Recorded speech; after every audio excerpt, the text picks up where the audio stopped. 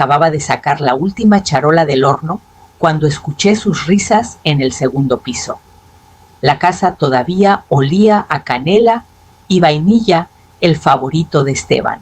No toqué la puerta. Subí con el plato de galletas aún tibias y me detuve frente a la habitación de huéspedes. La puerta estaba entreabierta. Escuché mi nombre. No tiene ni idea, decía Lorena, con un tono que cortaba como navaja. La próxima semana presentamos la carta del doctor y para el Día de Muertos ya estaremos en el juzgado. Una vez que nos den la tutela, todo estará en nuestras manos. No respiré. Esteban respondió tranquilo, como si planearan un paseo por la playa. Hay que movernos rápido. La casa las cuentas todo. Ya revisé los datos de su pensión. Ni se dará cuenta hasta que esté hecho. No estés tan seguro, replicó Lorena. Los mayores se ponen nerviosos. Solo sigue sonriendo. Todavía cree que estamos aquí para ayudarla. Retrocedí un paso. Mi talón rozó la pared. La charola se ladeó un poco, pero la sostuve. Ni un ruido. Me quedé ahí mientras mi hijo hablaba de desmantelar mi vida como si fuera un archivero viejo. No discutían. Estaban en sintonía, como si lo hubieran ensayado. Bajé las escaleras despacio, paso a paso hasta la cocina. Dejé la charola en la mesa y miré las galletas. Todavía humeaban bajo la luz fría. Había añadido un toque extra de nuez moscada, porque Lorena una vez dijo que le gustaba. Me serví un té con manos que aún no temblaban. Todavía no. Me senté a la mesa, pero mi mente repetía cada palabra. Tutela, juzgado, control. Pensé en todas las noches que me dormí, creyendo que la bondad aún alcanzaba. Dejé las galletas en la mesa. Una hora después, bajaron sonriendo como si nada hubiera cambiado. Yo ya estaba pensando dónde buscar los documentos que no había visto, pero sabía que ellos tenían. Llegaron con 3 cajas y una historia de mala racha. Lorena había perdido su trabajo, el socio de Esteban se largó con todo, y la renta de su departamento en Guadalajara se había disparado. No lo dudé. Mi hijo necesitaba un lugar. Claro que regresaría a casa. Preparé la habitación de huéspedes yo sola. Doblé sábanas limpias, puse toallas nuevas. Lorena lloró cuando se lo ofrecí. Solo hasta que nos pongamos de pie, dijo, «Gracias, mamá». Ella era la única que me decía así. Pasó un mes, luego 2. Esteban instaló su nuevo negocio en mi despacho, convirtió el cuarto, con vista al jardín, en su oficina, con mi escritorio y mi impresora. Y nunca me los devolvió.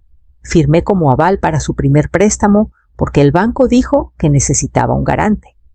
Solo por 1 año, prometió. Eso fue hace 18 meses. Lo incumplió en 10. Lorena estuvo embarazada por un momento. Lo perdió pronto, pero fue suficiente para que yo empezara a pagar su seguro médico cuando se acabó el Cobra. Dijo que me devolvería el dinero cuando se estabilizara. Nunca volví a preguntar.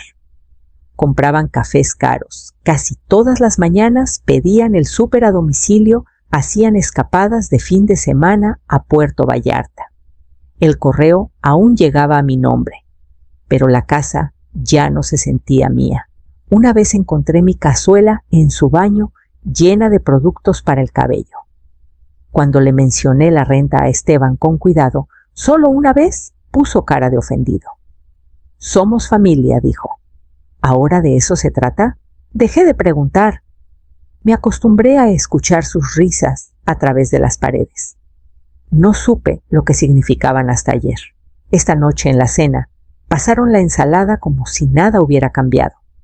Lorena alabó el aderezo. Esteban me sirvió agua antes que a él mismo. Creen que soy débil porque les di de comer.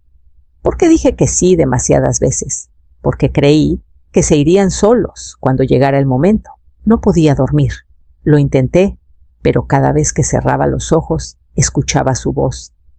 Todo estará en nuestras manos. A medianoche me rendí. Fui a la cocina a preparar un té. La casa estaba oscura en silencio, aún fingiendo ser amable. El bote de basura, estaba lleno pedazos de correo cáscaras de verdura, el sello plástico de una botella de jugo. Iba a apretarlo cuando algo me llamó la atención. Un papel legal, doblado y arrugado como si alguien hubiera entrado en pánico. Lo saqué y lo alicé contra la mesa. Petición de tutela temporal, en el asunto de Carmen Salazar. Mi nombre, en negritas. Frío. Leí cada palabra. El documento decía que yo mostraba pérdida persistente de memoria, confusión en entornos familiares y comportamiento financiero impulsivo. Había una sección titulada Riesgo para sí misma, que afirmaba que recientemente intenté retirar una gran cantidad de mi pensión sin entender las consecuencias. Eso nunca pasó. En los márgenes había notas en tinta roja, con la letra inclinada, que reconocí de listas de compras y notas pegadas en mi refrigerador. Necesitamos la firma del doctor antes del 15-12, mencionar el incidente del Día de Muertos, no olvidar la cláusula de poder notarial. Lorena. En la parte inferior, en la línea de tutor propuesto, estaba el nombre de Esteban, escrito con limpieza profesional. Me quedé ahí mucho tiempo. El piso se sintió de pronto inestable. Mi cocina, la que construí con mi propio dinero bajo mi techo, con mis lámparas y mis platos, y mi nombre en cada recibo. Y ellos me habían borrado de ella, con una impresora y una pluma. No lloré, no grité. Doblé el documento en 3 partes con cuidado de no romperlo y lo guardé en un sobre manila del cajón junto al refrigerador. Lo etiqueté con lápiz prueba. Apagué la tetera. Caminé por el pasillo y abrí el closet donde estaba la caja fuerte escondida tras abrigos viejos. Era hora de ver qué más tenía que ellos no sabían. La combinación no había cambiado desde que murió Javier. Giré la perilla despacio, sintiendo el clic suave, con cada número, su cumpleaños el mío, el de Daniela. La caja fuerte se abrió con un crujido. Adentro la escritura de la casa Archivos de Impuestos Antiguos, mi testamento, los certificados de ahorro conjuntos y la nota que Javier me dejó en 2004 cuando refinanció la casa sin decirme. No te enojes, seguimos cubiertos, te lo prometo. Sonreí al leerlo. Lo doblé con cuidado. Luego saqué todo lo demás y lo extendí sobre la mesa del comedor, la misma mesa donde ellos se sentaban cada noche, la que Lorena decoró para el Día de Muertos hace 2 meses como si ya fuera suya. Hice 2 carpetas, una etiquetada legal, originales, otra copias, abogado externo. Listé todo lo que ellos no sabían que aún controlaba. La casa estaba solo a mi nombre. La hipoteca se pagó en 2011. El testamento actualizado firmado hace 2 veranos tras mi cirugía dejaba todo a una organización benéfica local que Javier y yo apoyábamos. Ni una palabra sobre Esteban. Ni siquiera le dije que existía. No pensé que fuera necesario. Por la mañana llené un maletín de piel que no tocaba en 10 años. Llamé a una oficina en Querétaro que recordaba de mis días como asesora fiscal y pedí a alguien que entendiera urgencia y discreción. Me dieron un nombre, Alejandra Méndez. Su oficina estaba escondida detrás de una florería y un café, en el centro, el tipo de lugar donde nadie te seguiría. Me recibió con un blazer gris oscuro, sin rodeos, solo ojos atentos y un cuaderno abierto. Le entregué la petición que encontré en la basura y dije, planean presentarla antes del Día de Muertos. Quiero vender la casa antes, en silencio, sin anuncios en el jardín, sin llamadas a esta dirección. No parpadeó, comprador en efectivo o venta por agencia. Lo que cierre más rápido, respondí. Asintió, apartó la petición y abrió una carpeta limpia, etiquetada Plan de Acción del Cliente. Ahí supe que no estaba sola. Cuando regresé de Querétaro, la casa se sentía distinta. Silenciosa, ordenada, pero con un olor a tinta de impresora en el aire, como si alguien hubiera trabajado hasta tarde en mi escritorio. Fui directo al despacho, el que antes llamaba mi estudio, antes de que Esteban lo convirtiera en su espacio. Los papeles estaban apilados con demasiado cuidado, como si alguien quisiera borrar el rastro de un desastre. El cajón de abajo se atascó un poco al abrirlo. Adentro había carpetas con mi letra, pero una estaba mal. La etiqueta decía seguros, pero la tinta parecía más fresca, más oscura. La abrí. La primera hoja era un poder notarial. Mi nombre estaba escrito en la parte superior, mi firma al final. Solo que no era mía. Los trazos eran distintos, demasiado apretados, el ángulo demasiado agudo. Quien lo hizo había practicado. Sentí un frío en el estómago. Había más detrás borradores de cartas de autorización, estados financieros, con notas en la letra de Lorena, hacer que lo notarialicen, usar la misma pluma, revisar la ortografía. Cada hoja era un nuevo golpe. Recogí todo con cuidado. Metí la carpeta en mi bolsa y la llevé arriba. En mi recámara cerré la puerta, encendí mi vieja laptop y escaneé cada documento uno por uno.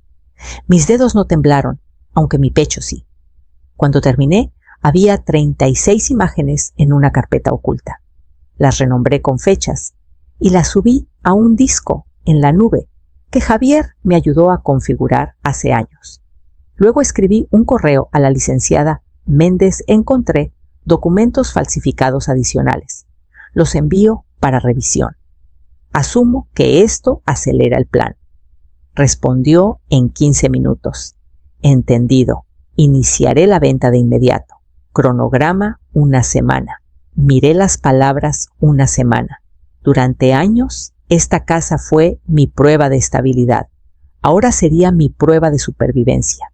Abajo escuché la puerta principal abrirse y la voz de Esteban, demasiado casual, demasiado ligera. Cerré la laptop, respiré hondo y me recordé que todo lo que él creía controlar ya se estaba desvaneciendo. Para el fin de semana, la licenciada Méndez logró lo que no creía posible. Sin anuncios públicos, sin fotos en internet, sin carteles en el jardín. Encontró una compradora privada a través de un colega, una viuda de San Miguel de Allende, que buscaba una casa lista para habitar cerca de su hija. Oferta en efectivo. Cierre para el 22 de diciembre. Conocí a la compradora una vez brevemente en la oficina de Méndez. Se llamaba Rosaura y sus ojos tenían el mismo cansancio tranquilo que yo veía en mi espejo. No hablamos de fiestas ni familias, solo firmas iniciales y fechas. Me agradeció por mantener la casa en tan buen estado. Le dije que la cuidara. La transferencia fue limpia, los fondos se liberaron en 24 horas. Méndez me mandó un mensaje cuando el depósito llegó a mi nueva cuenta en Banorte confirmado. Estás líquida y tu nombre está limpio. Miré el mensaje mucho tiempo, no por alegría, sino por alivio. Por primera vez en 2 años, no era la dependiente de nadie. Esa noche, Esteban y Lorena salieron a cenar con amigos, o tal vez solo a un lugar donde yo no estaba. Recorrí la casa habitación por habitación. Las fotos enmarcadas, los muebles, incluso la taza astillada en la mesa, todo se sentía lejano, como si ya perteneciera a alguien más. En mi despacho saqué un sobre manila nuevo y escribí con tinta negra cuidadosa: para Esteban. Adentro puse el contrato de venta firmado, fechado y notariado. Un registro de la transacción que nunca podrían deshacer. Lo dejé en la caja fuerte, justo donde sabía que él buscaría primero cuando todo se derrumbara. Luego cerré la puerta, me senté en la orilla de la cama y escuché el viento seco del invierno raspar contra la ventana. Por la mañana mi maleta estaba medio empacada y mi boleto de tren impreso. La casa ya no era mía, pero al fin estaba fuera de su alcance. La casa de huéspedes olía a madera limpia y aceite de limón. Pequeña, silenciosa, justo el espacio para mí y la maleta que había preparado. Me fui antes del amanecer, salí mientras la casa aún dormía, sin nota, sin despedida. Solo el sonido suave de la puerta al cerrarse. El 24 de diciembre amaneció gris y seco. Pasé la mañana preparando té escuchando un viejo disco de jazz que a Javier le gustaba. El teléfono sonó justo después de la 1. El nombre de Esteban parpadeó en la pantalla. Dejé que sonara 2 veces antes de contestar. Mamá, su voz era ligera pero tensa. ¿Dónde estás? Los Ramírez llegaron. No dijiste nada de irte. El pavo está en el horno. Lorena dice que no le contestaste el mensaje. Sostuve el teléfono contra mi oído, mirando la lluvia ligera golpear la ventana. Estoy exactamente donde debo estar, dije. Revisa la caja fuerte. Una pausa. Luego más agudo. ¿Qué estante superior? Sabrás cuál sobre. Colgué. Por un rato hubo silencio. Luego mi teléfono vibró de nuevo 2-3 veces seguidas. No contesté. Me quedé ahí sosteniendo mi taza con ambas manos, esperando a que la siguiente parte se desplegara. 30 minutos después, Méndez me escribió. Recibí mensaje del abogado de Esteban. Están en pánico. Preguntan si la venta se puede revertir. Les dije no. Eso fue suficiente por ahora. Corrí las cortinas, puse la tetera de nuevo en la estufa y dejé que el silencio me envolviera. La casa se había ido. Los papeles eran reales. La cuenta bancaria era solo mía. Que griten, que corran. Yo tenía lo único que nunca esperaron, que recuperara mi libertad. Era tarde, el 23 de diciembre. No había dormido. No realmente. Estaba en la cama medio cubierta con los oídos atentos a cada crujido de las tablas viejas y al viento seco rozando el tejado. Entonces lo escuché pasos suaves en el pasillo. No me moví. La voz de Lorena era baja, pero las paredes de esa casa siempre fueron delgadas. El viernes será nuestra, susurró al teléfono. El notario dijo que solo tiene que firmar el formulario. De todos modos, está demasiado cansada para leer la mitad del tiempo. No tiene ni idea. Silencio. Luego una risa baja. Para cuando se dé cuenta, la tinta estará seca y la escritura transferida. Esperé hasta que escuché la puerta de su recámara cerrarse. Entonces me senté. Fui al escritorio junto a la ventana y abrí el cajón. Ahí debajo de una chequera vieja y un montón de tarjetas navideñas estaba mi testamento, el verdadero, firmado, unos meses después de que murió Javier. Dejaba todo a una organización sin fines de lucro, en Querétaro, programas de vivienda para mujeres mayores de 60. Trabajo silencioso necesario, el tipo que nadie piensa que necesitará hasta que es demasiado tarde. Imprimí una copia y la puse en una carpeta. Luego abrí un documento en blanco y comencé a escribir. Era justo el tipo de testamento que esperarían, todo para Esteban y Lorena, dividido en partes iguales, lleno de frases floridas sobre familia y legado. Dejé algunos errores ortográficos a propósito, hice la firma un poco torcida. Incluso manché un borde con té. Para el amanecer tenía ambas versiones listas. El falso fue a la caja fuerte, deslizado cuidadosamente bajo el contrato de venta. El verdadero estaba doblado, sellado y guardado en lo profundo de mi bolsa. Que encontraran lo que buscaban. Que creyeran que habían ganado. Para cuando lo leyeran, yo ya estaría muy lejos. El primer mensaje llegó de Méndez 3 días después del Día de Muertos. Lorena presentó una queja en el juzgado local. Alegó fraude a persona mayor y manipulación financiera. Dice que te coaccionaron para vender. Me senté en la orilla de la cama, en la casa de huéspedes, leyendo las palabras 2 veces antes de responder. Entonces, démosles lo que pidieron. Pruebas. Méndez ya tenía todo grabaciones de Esteban y Lorena hablando del plan de tutela, copias digitales, de sus formularios falsificados, sellos notariales de cada documento ligado a la venta y mis evaluaciones psiquiátricas de 3 médicos distintos. Cada una certificaba mi competencia mental en un lenguaje claro y clínico. Ella presentó nuestra respuesta ese mismo día. No tuve que presentarme. Méndez me dijo que a veces la mejor defensa es el silencio cuando los hechos ya son más fuertes que cualquier argumento. La audiencia nunca ocurrió. El secretario del juzgado envió un correo 2 días después confirmando el desechamiento.